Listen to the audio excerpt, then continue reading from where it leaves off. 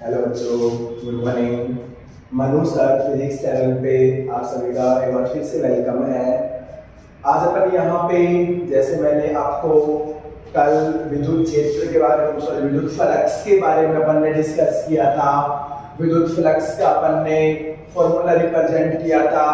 उसके बाद में जो विद्युत फ्लक्स था अपना वहीं पे ड्रॉप नहीं हो गया, वो उसके आगे और है, यानी जो विद्युत फ्लक्स होता है उसके अंदर अपने को जब अपन ए और ए को चेंज करेंगे वहां पे, तो दोनों के चेंज के कारण जो विद्युत फ्लक्स होता है वो कितना उसका मान आता है। उसके लिए अपने को यहाँ पे 3 केस सोल्व करने हैं। तो केस फर्स्ट होगा, फिर केस सेकंड होगा एंड केस थर्ड होगा। ठीक है, तो अपन को यहाँ पे जो फिजिक्स जो है एक ऐसा सब्जेक्ट है बेटा जिसको अपन जितना एक्सपेरिमेंटली समझेंगे उतनी ज्यादा बड़े अच्छे कॉन्सेप्ट क्लियर होंगे। ओके, तो आपको कभी भी डिप्रेशन में नहीं पड़ना है। काफी स्टूडेंट होते हैं जो डिप्रेशन में आ जाते हैं, फैमिली मेंबर परेशान हो जाते हैं, लेकिन जो डिप्रेशन में स्टडी करेगा वो लाइफ के अंदर कभी सक्सेस नहीं होगा। क्यों नहीं होगा? क्योंकि उसका माइंड डिप्रेशन में है और वो टेंशन लेके अपनी स्टडी को फॉलो कर रहा है, तो वो जो उसको याद करेगा उसे कुछ याद ही नहीं होगा। तो सबसे अच्छा तरीका है कि अपन फ्री माइंड से सारी टेंशन एक साइड कर दो, कोई टेंशन नहीं लाइफ के अंदर, अपन फ्री माइंड से उस चीज पर फोकस करें ताकि अपने को पूरा कंसंट्रेशन, अपना पूरा ध्यान एक बिंदु पर केंद्रित हो और उसी तरीके से अपन उसको स्टडी को फॉलो करें। ठीक है, तो सभी को मानता हूं कि एग्जाम्स आपके थोड़े से पोस्टपोन हो गए, थोड़ी टेंशन है आपको कि सर कैसे क्या होगा, तो समझ नहीं आ रहा। कोरोना है, लेकिन बेटा जो कोरोना है वो भी एक बहुत भयंकर बीमारी है, ये कोई हल्के मत लेना इसको, क्योंकि कोरोना के कारण बहुत सारे पेशेंट पर डे आ रहे हैं। तो जो गवर्नमेंट डिसीजन ले रही है वो डिसीजन बिल्कुल राइट डिसीजन है। वो चाहती है अपनी सेफ्टी चाहते हैं, क्योंकि अपन जिंदा है तो आगे बढ़े स्टडी कर लेंगे, वरना फिर नहीं कर पाएंगे। ओके, तो इस चीज को बिल्कुल अब नेगलेक्ट कर दो कि मेरे को बिल्कुल डिप्रेशन में आना है इस चीज को लेके। आपका बोर्ड एग्जाम करवाएगा आपसे, तो अपने बस मेन कॉन्सेप्ट ये है कि अपनी प्रिपरेशन करो ना, आप खुद पर इतना कॉन्फिडेंस गेन करो कि कल की डेट में एग्जाम हो गए तो मैं उनको अच्छे से परफॉर्म कर पाऊंगा। ओके,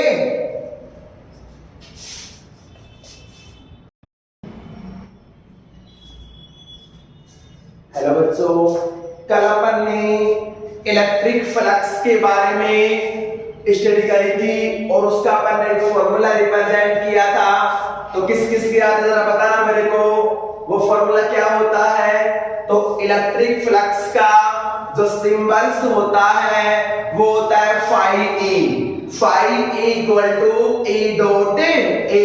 तो अपन ने एक फॉर्मूला रिप्रेजेंट किया था कि phi equal to E dot A, वहां पे जो phi E था उसका मीनिंग था इलेक्ट्रिक फ्लक्स एंड E मेरे पास क्या था? Intensity of electric field and A is area vector. ठीक है, तो multiplication of dot product E and A equal to electric flux. Then after electric flux is a scalar quantity because it's not required direction, only required amount of electric charge, so only required amount of electric charge, so only required its magnitude, so it is a electrical flux is a scalar quantity। Okay, scalar quantity में था अदिश राशि होती है जिसमें अपने को only क्या चाहिए होता है? ओनली परिमाण चाहिए होता है। और वो परिमाण कौन है?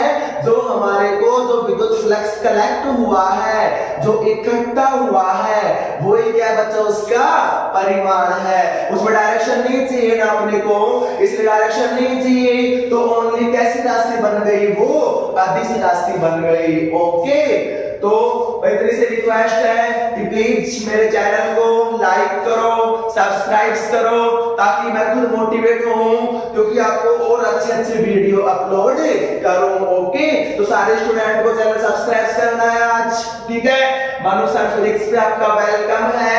आज अपन जो कल मैंने इलेक्ट्रिक फ्लक्स पढ़ाया था उसके आगे अपन केस की स्टडी करते हैं। ओके, और मैं जब वीडियो अपलोड कर रहा हूँ YouTube पे तो आप उसके अंदर कंफ्यूज मत होना। मैंने टॉपिक का नाम ऊपर लिख रखा है कि कौन सा टॉपिक आपका है, और आज से मैं वीडियो नंबर भी मेंशन कर दूंगा और मेरे कॉन्टैक्ट नंबर भी मेंशन कर दूंगा, ताकि आपको जो भी प्रॉब्लम हो आप एनी टाइम मेरे पास फोन करके कंसल्ट कर सकते हो। ओके, तो अपन ने यहाँ पे फिर से इलेक्ट्रिक फ्लक्स के बारे में स्टडी करनी है आज, लेकिन स्टडी कब होगी? जब आप मेरे चैनल को सब्सक्राइब करोगे। ठीक है, तो अपन ने कल बड़ा फॉर्मूला बनाया था कि अपने पास यहाँ पे ये मेरे पास डायरेक्शन किसकी डायरेक्शन बेटा, ये इलेक्ट्रिक फील्ड की डायरेक्शन है, इसको बोलते हैं electric field intensity. Okay, that electric field line.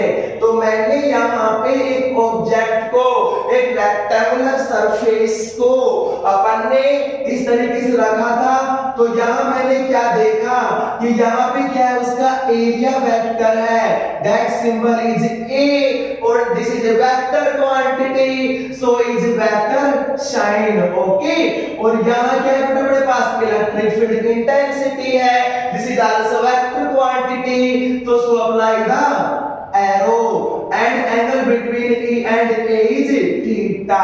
Okay, तो अपन ने क्या पढ़ा था कल, एक इलेक्ट्रिक फ्लक्स का formula phi E equal to क्या बनता है अपने पास, E vector dot A vector. Okay, तो उसके बाद अपन ने क्या देखा कि यहाँ पे ई डॉट ए, यहाँ बीच में डॉट लग रहा है ना, तो ये मतलब डॉट प्रोडक्ट है, या फिर इसको अपन स्केलर प्रोडक्ट बोलेंगे, या फिर इसको अपन अदिश गुणनफल बोलेंगे। ओके, अदिश गुणनफल क्या होता है, स्केलर प्रोडक्ट क्या होता है, जब तो वेक्टर क्वांटिटी के मल्टीप्लिकेशन से हमारे को एक स्केलर क्वांटिटी रिसीव हो, तो this type of product is called scalar product, is called dot product, is called अदिश गुणनफल। ठीक है, तो अपन ने क्या देखा कि अपने पास ये फाई है ना,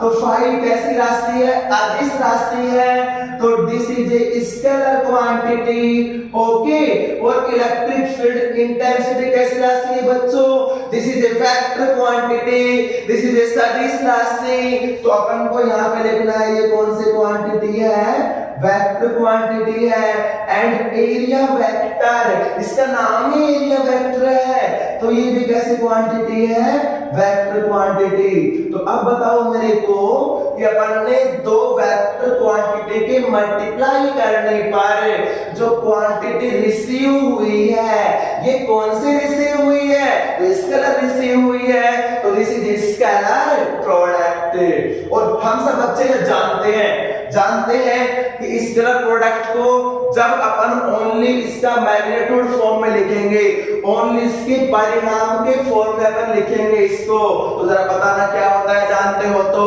भूल गए ना, आंसर तो क्या होता है, ये होता है अपने पास अदिश गुणनफल और सदिश गुणनफल। तो जब अपन सदिश गुणनफल को ओपन करते हैं तो साइन थीटा आता है, और अदिश गुणनफल को ओपन करते हैं तो कोस थीटा आता है। ये बात अपने माइंड के अंदर बैठा लीजिए, और क्लास 11th में मैं एक वीडियो बनाऊंगा जहां पे आपको ये भी बताऊंगा कि अपन ने अदिश में कोस क्यों आया और सदिश में साइन क्यों आया, क्योंकि फिजिक्स जो होती है ये रट्टाफिकेशन नहीं है, या एक एक कॉन्सेप्ट को क्लियर करके चलना है, जब भी मजा आता है फिजिक्स की स्टडी करने में। ओके, तो मैंने इसको ओपन किया, तो अदिश गुणनफल है ना ये, तो अपन ने लिखा इसको phi E equal to E A cos theta. ठीक है, तो यहाँ पे ये जो थीटा एंगल होता है ये किस किस के बीच का कोण है बच्चों, तो E और A के बीच का कोण है ना, जरा डायग्राम में देख लेते हैं, फिगर में देख लेते हैं कि आपका ये रहा A और ये रहा ई। अब इस फॉर्मूले को देखने के बाद में मैंने आपसे क्वेश्चन पुट अप कर दिया कि जरा मेरे को ये बताओ कि आपका इलेक्ट्रिक फ्लक्स किस पे डिपेंड करता है। तो डिपेंड करता है इलेक्ट्रिक फील्ड इंटेंसिटी पे, डिपेंड करता है एरिया वेक्टर पे, और डिपेंड करता है उन दोनों के बीच के एंगल कोस थीटा पर। ठीक है, तो हमेशा याद रखना कि अपन इलेक्ट्रिक फील्ड इंटेंसिटी यानी इलेक्ट्रिक फील्ड लाइन को चेंज करेंगे, उनकी डेंसिटी को बढ़ा देंगे तो इलेक्ट्रिक फ्लक्स बढ़ जाएगा, एरिया को बढ़ा देंगे तो इलेक्ट्रिक फ्लक्स बढ़ जाएगा। और थीटा वाला केस के अंदर क्या होता है ये अभी मैं आपको बहुत अच्छे से क्लियर करने वाला हूं कि यहाँ पे कोस थीटा पे ये कैसे डिपेंड करता है इलेक्ट्रिक फ्लक्स से। ठीक है, तो अपने पास ये फॉर्मूला बन गया ना। अब अपन फॉर्मूला बनने के बाद बेटा अपन यहाँ पे इसके केस स्टडी करेंगे। केस बहुत क्रिटिकल्स होते हैं, आप जानते हो केस क्या होते हैं। कोर्ट में जाना होता है, वकील करना होता है, जज होता है, तो वहां पे उस केस का सॉल्यूशन होता है, फिर जमानत हो जाती है, फ्री हो जाते हैं। तो वही केस यहाँ पे, इसको हल्के मत लेना, वही केस यहाँ पे है कि अपने पास जो इलेक्ट्रिक फ्लक्स है, जो इलेक्ट्रिक फ्लक्स है ये बहुत बड़ा मुजरिम है ना। तो इसको अपन के केस सोल्व करने हैं। ठीक है, और केस सोल्व करना अपन सब जानते ही हैं। ओके, कोई नहीं जानता तो इधर देख लो, है ना।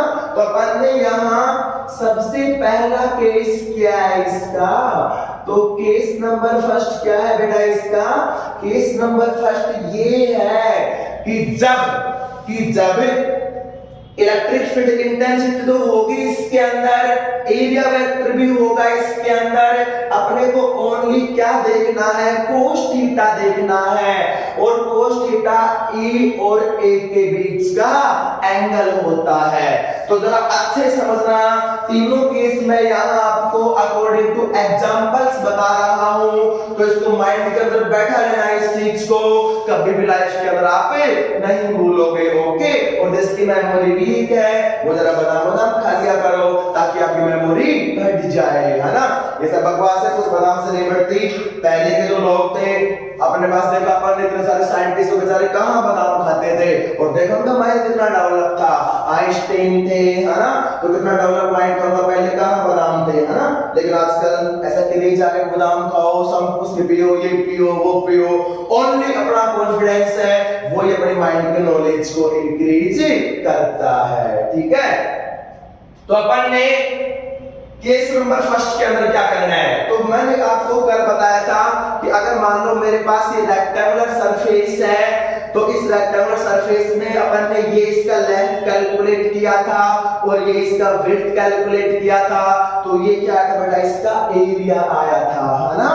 तो यहाँ पे मैंने आपसे फिर से पूछा, हो सकता है 24 आवर्स हो भूल गए हो आप, है ना, लेकिन भूले को नहीं, मेरे को पता मेमोरी बहुत तेज है। तो अपन ने क्या देखा कि यहाँ मैंने आपसे ये कहा ये आई कैप है, ये जे कैप है, तो दिस वन के कैप है ना।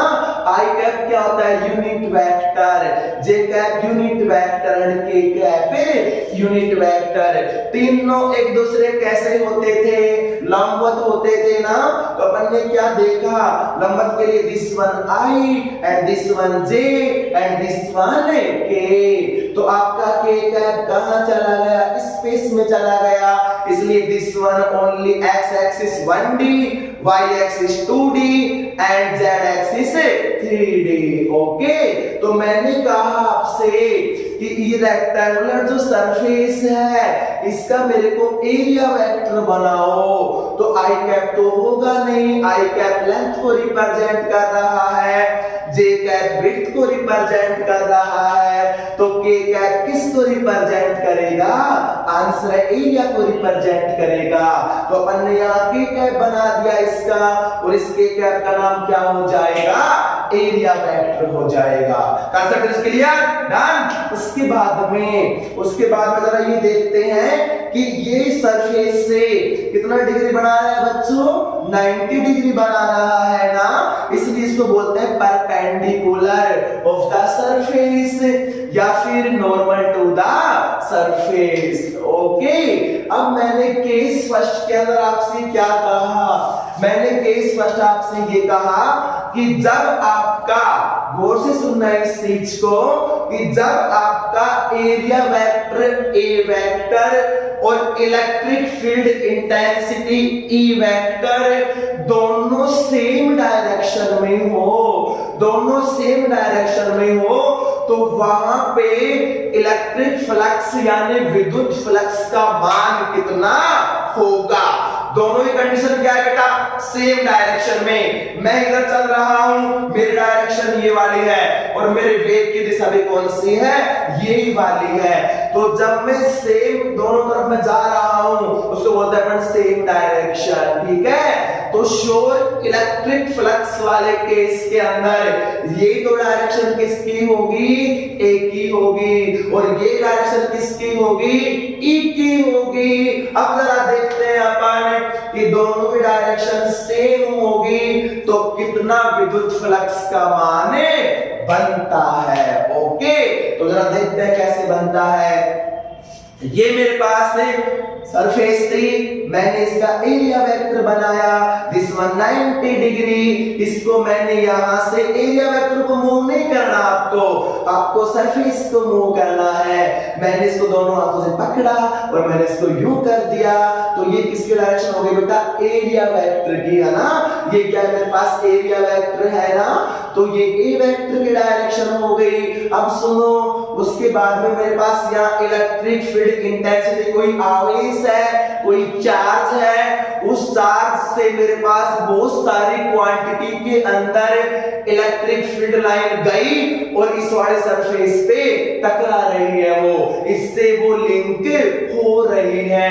तो मैंने यहां से इलेक्ट्रिक फील्ड लाइन गई गई गई, ये चली ये चली ये चली और ये गई, तो यहां टकराई ना वो, दूसरी यहां, तीसरी यहां, चौथी यहां, पांचवी यहां, तो बहुत सारी लाइन यहां पे लिंक हो रही है। लिंक होना मतलब इससे संबंध होना। तो मैंने क्या देखा कि ये डायरेक्शन किसकी बेटा, ई वेक्टर की है। ई वेक्टर क्या था, इलेक्ट्रिक फील्ड इंटेंसिटी, और ये डायरेक्शन किसकी है, ए वेक्टर की है। दोनों सेम डायरेक्शन में हो गए ना, तो this one E vector and this one A vector. तो अब बताओ मेरे को कि विद्युत फ्लक्स कितना होगा, तो फॉर्मूले में चले जाएं। फॉर्मूला क्या होता है, phi equal to E A cos theta. जरा कैलकुलेशन करके देखते हैं कितनी आती है, उसके बाद मैं आपको समझाऊंगा कि कैसे कितना आया है। ओके, तो अपन ने केस फर्स्ट के अंदर क्या देखा कि when E and A are same direction, यानी आपका E और A जब दोनों एक सेम डायरेक्शन में है तो आपका इलेक्ट्रिक फ्लक्स की वैल्यू कितनी होती है। तो मैंने फिर से यहाँ पे ये डायरेक्शन किसकी बनाई बेटा, ई वेक्टर की, किसकी बड़ी बेटा, ई वेक्टर की। तो मेरे पास ये डायरेक्शन किसकी आ गई, ई वेक्टर की, और मैंने यहाँ पे कोई रेक्टेंगुलर सरफेस रख दी और ये डायरेक्शन किसकी है यहाँ पे, ई वेक्टर की। तो अब बताओ मेरे को कि आपका ये तो ई वेक्टर था, मेरे पास रेक्टेंगुलर, मेरे पास ये कॉपी थी, उसका ए वेक्टर ये रहा। तो बताओ ई और ए सेम डायरेक्शन में जा रहे हैं ना, तो सेम डायरेक्शन पर वेक्टर के अंदर पड़ा है कि सेम डायरेक्शन में एंगल कितना होता है, 0 डिग्री होता है। तो थीटा की वैल्यू क्या हो जाएगी बेटा, 0 हो जाएगी। तो जब थीटा 0 हो गया तो इलेक्ट्रिक फ्लक्स कितना होता है ये कैलकुलेट करना है आपको। तो कुछ नहीं करना, आंख बंद करके और अपने को ओनली थीटा की जगह कितना रख देना है बेटा, 0 रख देना है। तो जरा रखो 0 और देखते हैं कि कितनी वैल्यू इलेक्ट्रिक फ्लक्स के कैलकुलेट होके आती है। ठीक है, तो ट्रिग्नोमेट्री सबको आती है, अपन क्लास 10 में पढ़ना है, टेबल जानते हैं कि 90 की वैल्यू कितनी होती है, 0 की वैल्यू कितनी होती है और 180 की वैल्यू कितनी होती है। ओके, तो अपन ने इसके आगे मैं नेक्स्ट इधर कर रहा हूं, मैंने फाई ई का फॉर्मूला अप्लाई किया जो क्या होता है ई A cos theta. Okay, E A cos theta होता है ना, तो यहां से फाई इक्वल टू ई और ए को तो छेड़ना मत क्योंकि ई तो इलेक्ट्रिक फील्ड इंटेंसिटी है और ए एरिया वेक्टर है, तो मैंने यहां लिखा ई ए और कोस पे आ जाओ। अब बताओ थीटा कितना है बेटा, 0 डिग्री है और हम सब जानते हैं कि कोस 0 की वैल्यू कितनी होती है, बताना जरा जानते हो तो। हाँ भाई, कितनी होती है cos 0 की वैल्यू 1। अच्छा 1 होती है, कितनी होती है 1 होती है। ओके, तो जरा रखते हैं इसके अंदर, यहां मैंने रखा cos 0 तो फाई इक्वल टू ये बन गया ई ए और cos 0, अब cos 0 की वैल्यू पुट कर दो तो कितनी हो जाएगी बेटा, ये 1 हो जाएगी। तो जब मैं ई ए को 1 से मल्टीप्लाई करूंगा तो क्या रिसीव होता है अपने पास, ई ए रिसीव हो जाएगा, तो ये हो जाएगा फाई इक्वल टू ई ए, है ना। तो ये मेरे पास इलेक्ट्रिक फ्लक्स का फॉर्मूला कब बनेगा, जब आपका ई और ए दोनों सेम डायरेक्शन में होंगे। तो मेरे पास इलेक्ट्रिक फ्लक्स का formula phi equal to E ए बन गया। ठीक है, पहले तीनों फॉर्मूले बनाता हूं, फिर आपको एक्सपेरिमेंट से समझाऊंगा कि कहां मैक्सिमम होता है, कहां मिनिमम होता है और कहां 0 होता है। ओके, तो अपने को रट्टाफिकेशन नहीं करना, मनुष्य आपको बिल्कुल ठीक से बताएंगे।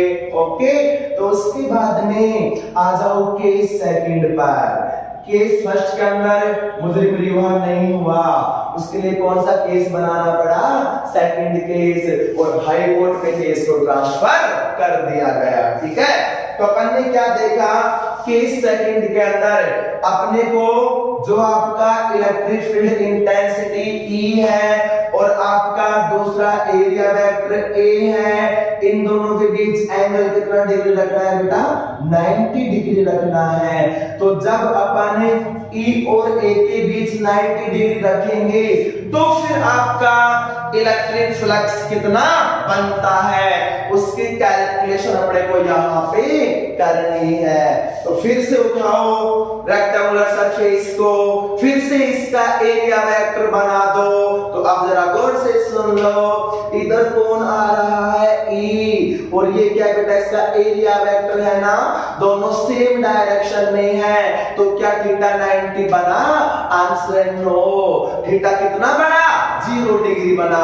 तो मैंने क्या किया, मैंने सोचा कि यार ई और ए के बीच 90 कैसे बनाए, तो मैं चाहता हूं कि एक साइड तो आ जाए ए, एक साइड आ जाए ई, तो फिर कितना बन जाएगा, 90 बन जाएगा। ओके, तो मैंने देखा कि यार ये तो बन ही नहीं रहा, तो मैंने सरफेस को उठाया, हो सकता है मैंने इसको यूं किया, हो सकता है मैंने इसको यूं किया, तो अब इसको यूं किया ना अपन ने, तो यूं करते ही अपन ने क्या देखा कि ये सरफेस से वो 90 बना रहा है, बट सरफेस से नहीं देखना, अपने को ई से देखना है 90। तो मैंने क्या देखा, ये आपका ई आ रहा, ये आपका ए रहा, तो सपोज करो आपके इलेक्ट्रिक फील्ड की डायरेक्शन ई ये रही, ये आपका ए रहा, बताओ कितना बन गया, तो आंसर है 90 डिग्री। ओके, तो दोनों के बीच 90 बन रहा है ना, this one A and this one E. तो अब देखते हैं कि जब 90 बनता है तो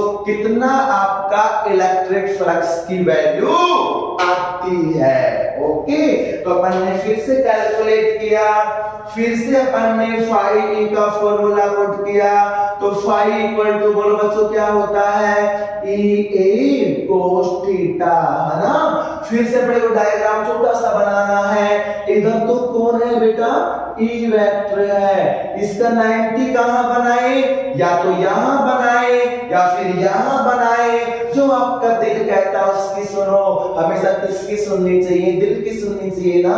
जरा दिल की यहां भी सुनो, आप बात लगा सुनते हो तो मैंने यहां पे ये बना दिया इसका एरिया वेक्टर ए। तो अब बताओ कितना डिग्री बन गया, 90। तो 90 डिग्री बनने के बाद में अपने को पूछ रहा है ये कि फाई ई की वैल्यू कितनी होती है।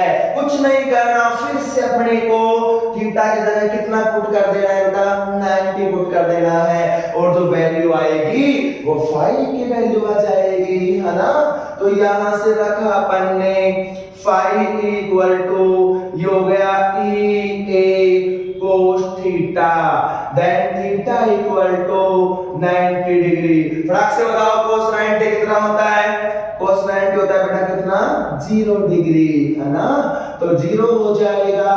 तो phi equal to E A और cos 90, देन cos 90 0, तो phi equal to E A multiply 0, E को मल्टीप्लाई 0 करोगे तो क्या हो जाएगा, फाई इक्वल टू 0। तो हमने क्या देखा कि जब 90 डिग्री होगा तो आपका विद्युत फ्लक्स यानी इलेक्ट्रिक फ्लक्स कितना हो जाएगा, 0 हो जाएगा। इस चीज को भी आपको मैं प्रूफ करके दिखाऊंगा, एग्जांपल दूंगा आपको कि कैसे 0 होगा।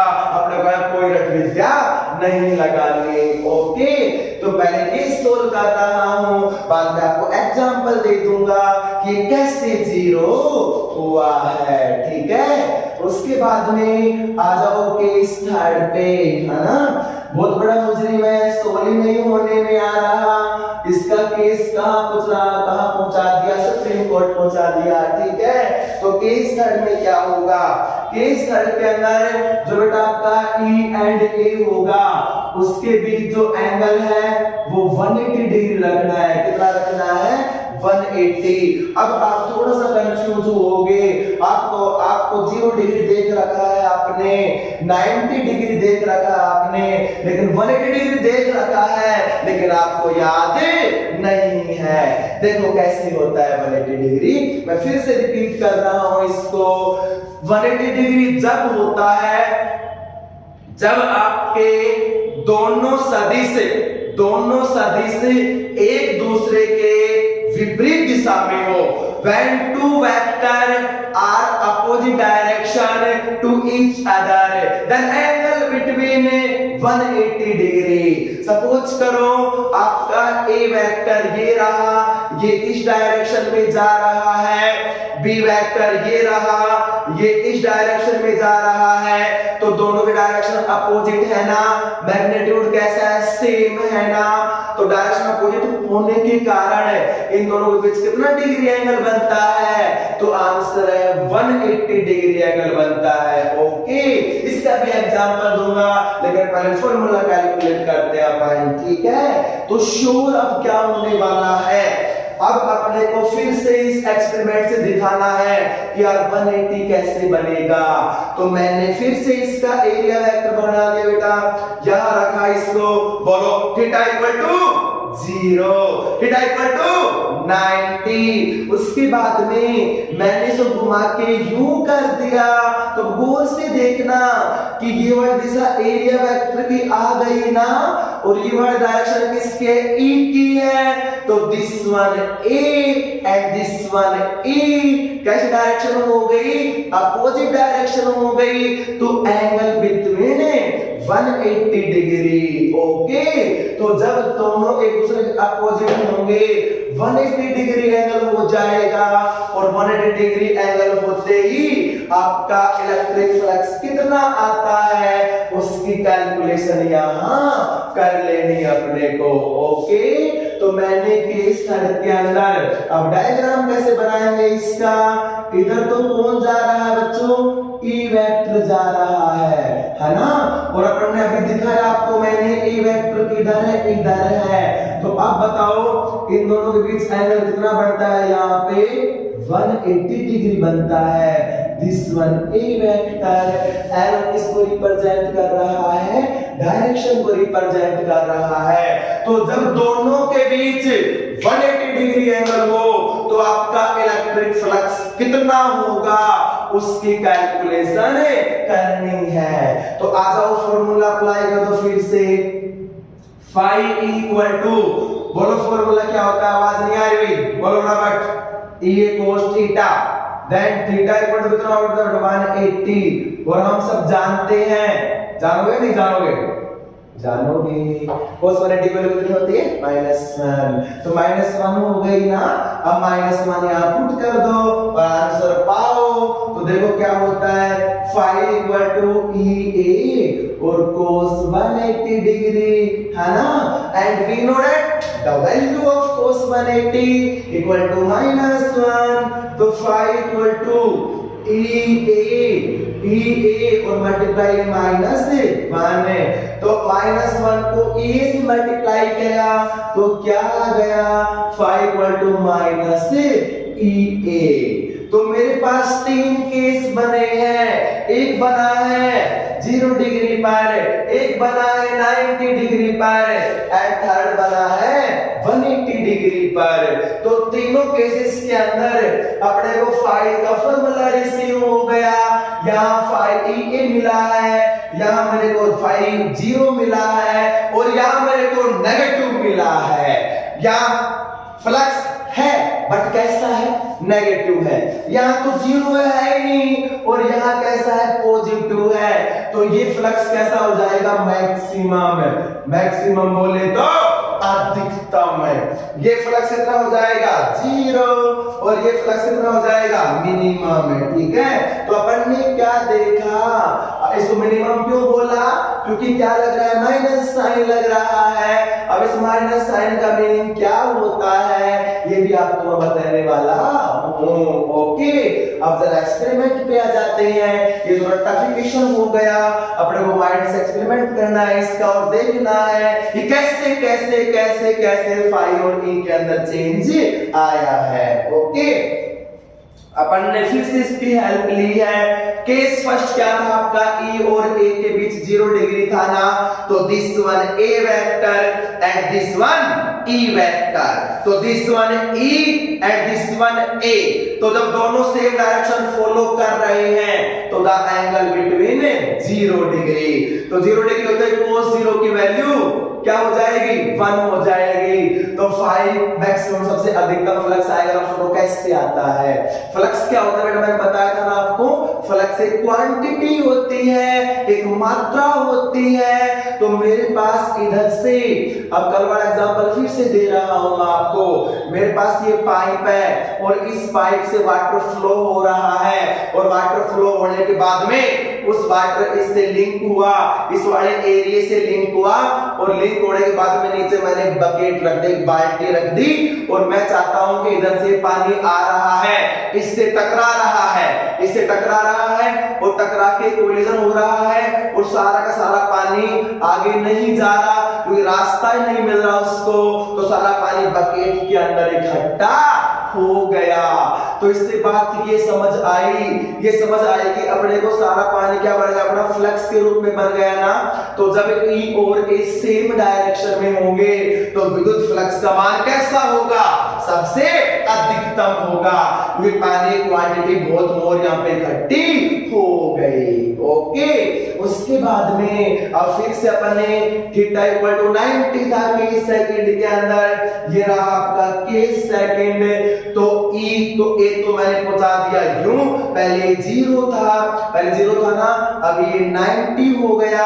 अब फिर से मैंने पानी का फ्लो किया, तो अब जरा बताओ मेरे को कि यहाँ पानी की बकेट रखी हुई है, आपका पानी की वेव आ रही है और सीधी जा रही है, आ रही और सीधी जा रही है, आ रही और सीधी जा रही है। यानी ओनली इस वाले एरिया के अंदर बहुत कम है, उसको अपन नेगलेक्ट कर देंगे इतनी कम वैल्यू को।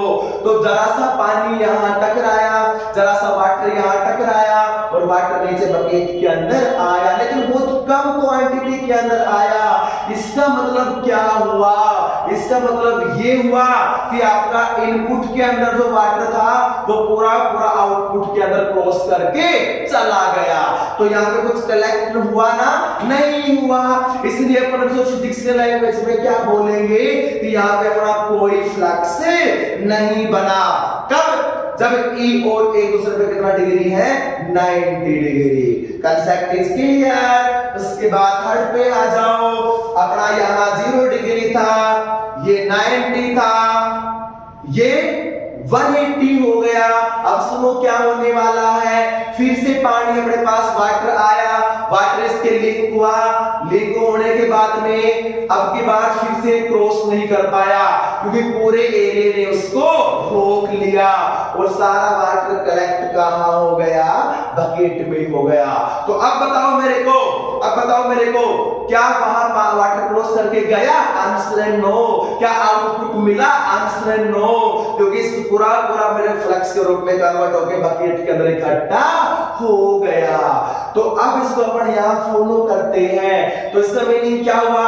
अपन ने cos 180 की वैल्यू -1 होती है, इसलिए या फ्लक्स 0 नहीं है या फ्लक्स नेगेटिव है। इसलिए अपन ने साइन क्या लगाया? नेगेटिव साइन लगाया। ओके, तो ये केस आया ना समझ में? This one 0, this one 90, this one 180। तो जब 0 डिग्री होगा फ्लक्स मैक्सिमम होगा क्योंकि दोनों के बीच एंगल 0 डिग्री होगा और cos 0 की वैल्यू 1 होती है। और जब एक दूसरे के परपेंडिकुलर होंगे तो फ्लक्स 0 हो जाएगा और वैसे ही वाटर कलेक्ट नहीं होगा तो कोई फ्लक्स नहीं बनेगा। उसके बाद में मैंने 180 कर दिया तो अब के बाद फ्लक्स तो बन रहा है लेकिन वो नेगेटिव बन रहा है तो सही फ्लक्स, लेकिन कैसा है डियर? वो नेगेटिव है। फिर से पानी पूरा कलेक्ट हो गया। तो तीनों कॉन्सेप्ट रखना नहीं अपने को। केस फर्स्ट आया, केस सेकंड आया एंड केस थर्ड आया। अब मैं फिर से आपको ये एंगल कैसे लेते हैं, इनके बीच का एंगल ये डिफाइन करने जा रहा हूं। सुनो, जैसे इधर से कोई साइकिल वाला आ रहा है, साइकिल चला रहा है, पैडल लगा रहा है, पैडल लगा के चलेंगे यार, तो उसमें पैडल लगा रहा है, वो पैडल लगा के आ रहा है वो। उसके बाद में मैं उसके पीछे यूं खड़ा हो गया और साइकिल इधर चली गई, तो वो उसकी डायरेक्शन कहाँ है? फोर्स की आगे है ना। मैंने साइकिल के कैरियर को पकड़ा और मैंने उसके ऊपर धक्का लगाया तो मेरे फोर्स की डायरेक्शन कहाँ है? ये। उसकी भी कहाँ है? ये। दोनों सेम डायरेक्शन हो गई ना, तो एंगल बिटवीन 0 डिग्री और उसकी वेलोसिटी इंक्रीज हो गई। उसके बाद में केस सेकंड पे आ जाओ। साइकिल यूं आ रही है, ये मेरे पास इधर जा रहा है, मैंने साइकिल पे डंडा लगाया, इसको मैंने यूं उठा दिया तो अब ऊपर चले गई ना, वो ऐसे अप हो गई ना। पॉसिबल नहीं है लेकिन मान रहे अपन 90 डिग्री बनाना है तो मेरा फोर्स तो ये और उसकी वेलोसिटी ये, तो एंगल 0। साइकिल वहीं की वहीं रुक गई, उसकी वेलोसिटी 0 हो गई, उस पर कोई फ्लक्स नहीं बना। उसके बाद में केस थर्ड में क्या होने वाला है? साइकिल वाला फिर से आ रहा है, फिर से जा रहा है और अब की बार मैंने कैरियर को पकड़ के मैंने यूं खींचा तो मेरे फोर्स की डायरेक्शन इधर, उसकी वेलोसिटी की इधर। तो अब बताओ डायरेक्शन अपोजिट हो गई ना, तो कितना डिग्री? 180 डिग्री हो गया। तो किसने क्या आ गया यहाँ पे? नेगेटिव आ गया।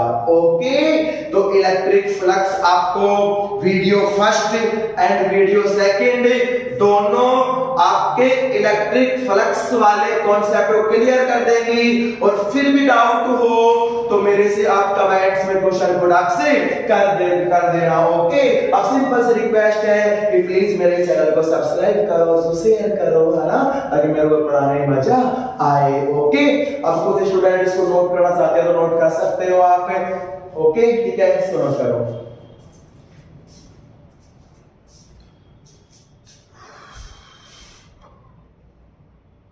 Parents